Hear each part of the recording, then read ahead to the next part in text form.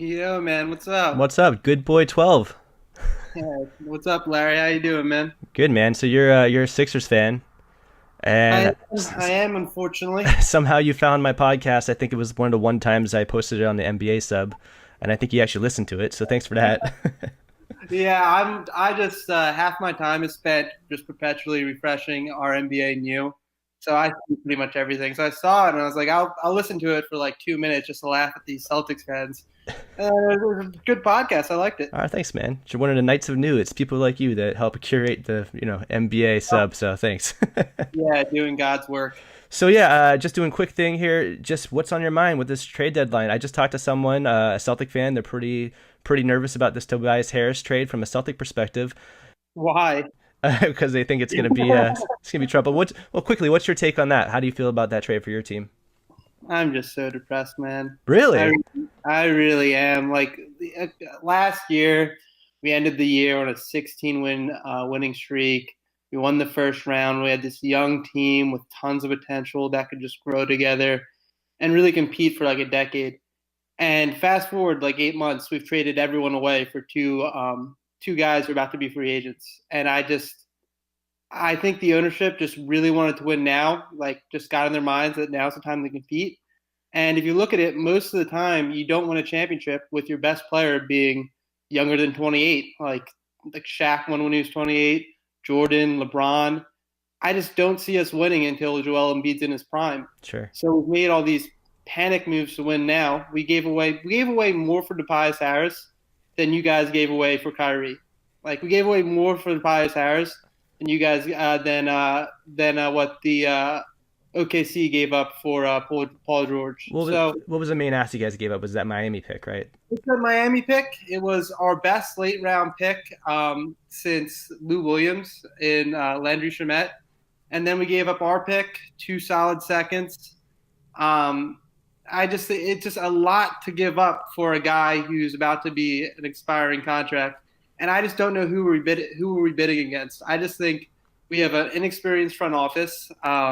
Elton Brand only experience was running a G League team for a couple months, and Jerry West saw that, knew he was dealing with an inexperienced front office, and kind of took advantage. Like I really think if we just waited to the deadline and said, "Listen, we'll give you two of our picks and two good seconds, like the Knicks or the Bulls pick or the Kings pick, and build a package around that." I think they would have said yes instead of just letting him walk in a couple months. I think we just have way too focused on winning now and have traded away literally everything for two guys who are good right now, and I think we'll be good for a couple years, but I mean, I Wow. just if we keep both of them, that's our team. TJ McConnell is going to be the best rotation player we have. So I'll say, as a Celtic fan, it feels weird to be talking down the this depressed Sixer fan, but I mean, I get why they did it. I get why they did it because if you think about, so I thought about this a couple months ago with the Sixers. They had those expiring contracts and they had that Miami pick. One thing about that Miami pick is it's not a guarantee to be a great pick. That's a ways away. And Pat Riley's a good GM. I had a guy on my podcast that came on, Eddie 20, who kind of awoken me to this, that pick might not be great. Even if it's unprotected, that might not be a great pick. It is still an unprotected pick though, so that is something to give up. So my whole thing was there was all these guys I was thinking about that you guys could target to help your shooting. But Mm-hmm. the thing that was in my mind is that you guys can still position yourself to go after a max free agent this summer alongside Embiid, Simmons, and Butler, if you could keep Mm-hmm. Butler as well. So I didn't see you guys making that trade to bring on salary that was going to be an issue heading forward. But the thing about this Tobias Harris trade is even if Harris and even if Butler walk, you guys now have a ton of cap space to build around Embiid and Simmons. It makes sense for you guys to take this gamble when the East is kind of wide open. I think you should be a little more excited about it. You guys have a killer starting five right now. It could be very dangerous. I mean, we have a talented starting five. I just don't think our starting five really fits together. Our biggest problem is point of attack defense, point guard defense. Okay. We literally have no one who can guard a point guard, and Tobias Harris isn't going to help that. Secondly, I mean, we shouldn't have traded away our entire team just for cap space.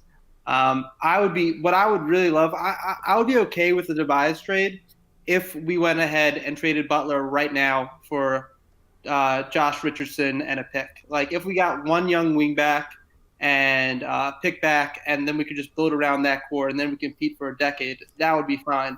The thing I'm terrified about is keeping both Butler and Tobias, and then having no cap and no role players. Because if you look at the history of wings in our league, like if you look at like a guy like Danny Granger, Ron Artest, Sean Marion, Trace McGrady, Richard Hamilton, Andre Iguodala, Luol Deng, Karan Butler, Jamal Mashburn, all these guys were bad when they were 32.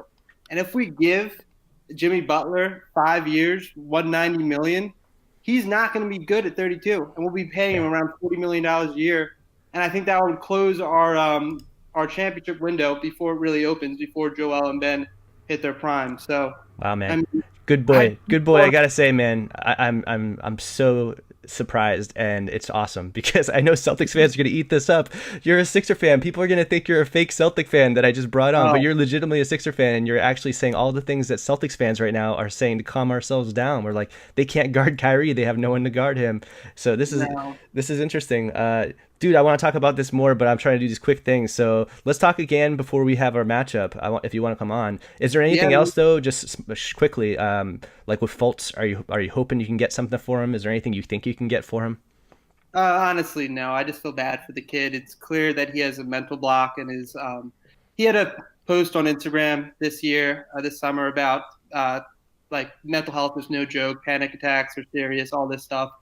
And it was reported that his mom didn't like it and made him take it down. Yeah. So I think he has bad people around him getting bad advice, and their just refusal to admit that it's a mental problem has stopped us from addressing the core problem. And I just don't think it's going to get better in Philly.